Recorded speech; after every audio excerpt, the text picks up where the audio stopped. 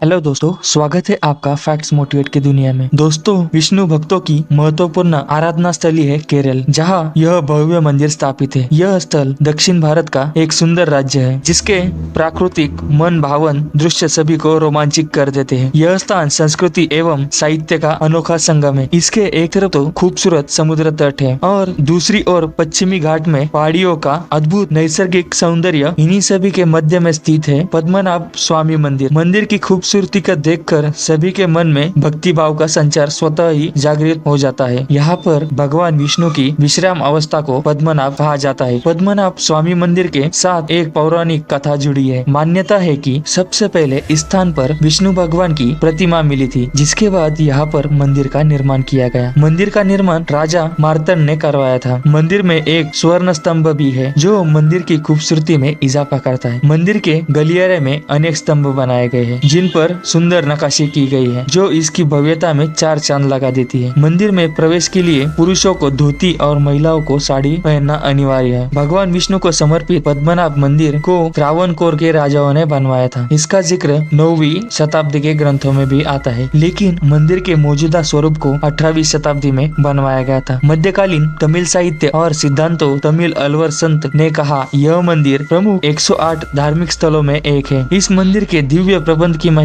मलईनाडु के 13 धार्मिक स्थलों में से एक है। 1750 में महाराज मार्तंड वर्मा ने खुद को पद्मनाभ स्वामी का दास बताया। इसके बाद शाही परिवार ने खुद को भगवान पद्मनाभ को समर्पित कर दिया तथा 1733 में इस मंदिर का पुनर्निर्माण किया गया। माना जाता है कि इसी वजह से त्रावणकोर के राजाओं ने अपनी दौलत पद्मनाभ मंदिर को सौंप दी। त्रावणकोर के राजाओं ने 1947 तक राज किया। आजादी के बाद इसे भारत में विलय कर दिया गया, लेकिन पद्मनाभ स्वामी मंदिर को सरकार ने अपने कब्जे में नहीं लिया। इसे त्रावणकोर के शाही परिवार के पास ही रहने दिया। तब से पद्मनाभ स्वामी के मंदिर का कामकाज शाही परिवार अधीन है। उसे एक प्राइवेट ट्रस्ट चलाता आ रहा है। इस मंदिर के गर्भगृह में भगवान विष्णु की विशाल मूर्ति विराजमान है, जिसे देखने के लिए रोजाना हजारों भक्त दूर दूर से यहाँ आते हैं। इस प्रतिमा में भगवान विष्णु शेषनाग पर शयन मुद्रा में विराजमान है। मान्यता है कि तिरुअनंतपुरम का नाम भगवान के अनंत नामक नाग के नाम पर रखा गया है। केरल में तिरुअनंतपुरम पद्मनाभ स्वामी का मंदिर दुनिया के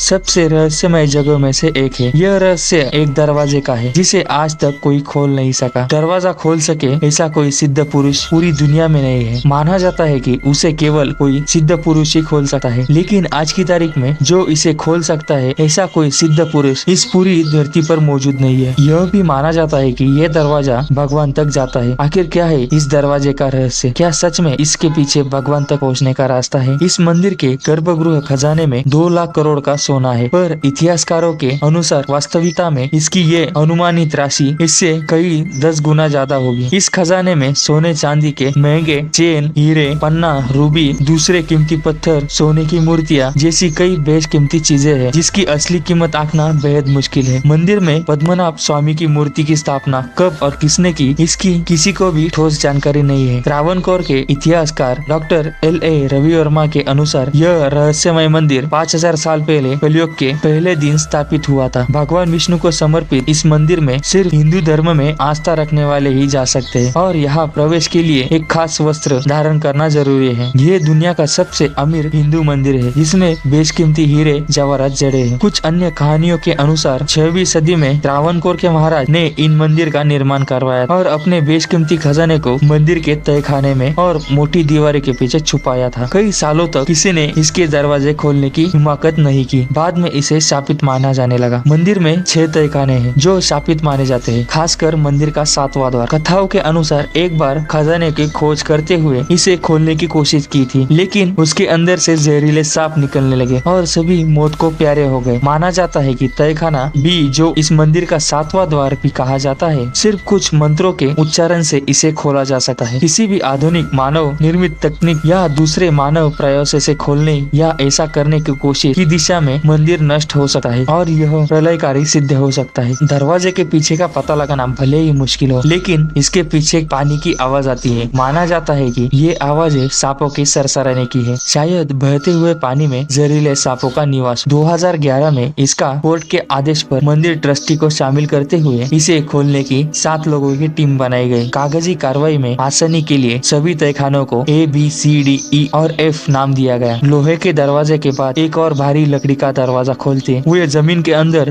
20 फीट की खुदाई पर बाकी तहखाने खुल गए, लेकिन चेम्बर भी खुल न सका। हालांकि खोले गए तहखानों में 1,32,000 करोड़ के सोने और हीरे जैसे कीमती रत्नों के जड़ाई गहने, हाथी की मूर्तियां, बंदूकें आदि निकली। चौंकाने वाली बात यह है कि यहाँ 28 किलोग्राम का एक बैग ऐसा भी था जिसमें अलग अलग देशों के राष्ट्रीय सिक्के थे, जिसमें नेपोलियन के समय के और इटालियन के सिक्के भी थे। तमाम कोशिशों के बावजूद इस चेम्बर भी दरवाजा खोला नहीं जा सका। हाईकोर्ट के आदेश पर इसे खोलने गए इतिहासकार और न्यायाधीश के अनुसार इस पुरानी तकनीक के ताले को खोलना बेहद ही मुश्किल है और वो इसे तोड़ना नहीं चाहते। चेम्बर बी का ये दरवाजा स्टील का बना हुआ है, जिसके द्वार पर 2 बड़े कोबरा सांप की आकृति उकेरी गई है। इसमें कोई नट बोल्ट या कब्जा नहीं है। माना जाता है कि इसे किसी सिद्ध पुरुष ने नागबंधम या नागपाशम मंत्रों के प्रयोग से बंद किया है, इसलिए उतनी सिद्धियों के साथ इसे केवल गरुड़ मंत्र का मंत्रोच्चार करके ही खोला जा सकता है, वरना तकनीक या बल प्रयोग से खोलना विनाशकारी सिद्ध हो सकता है। फिलहाल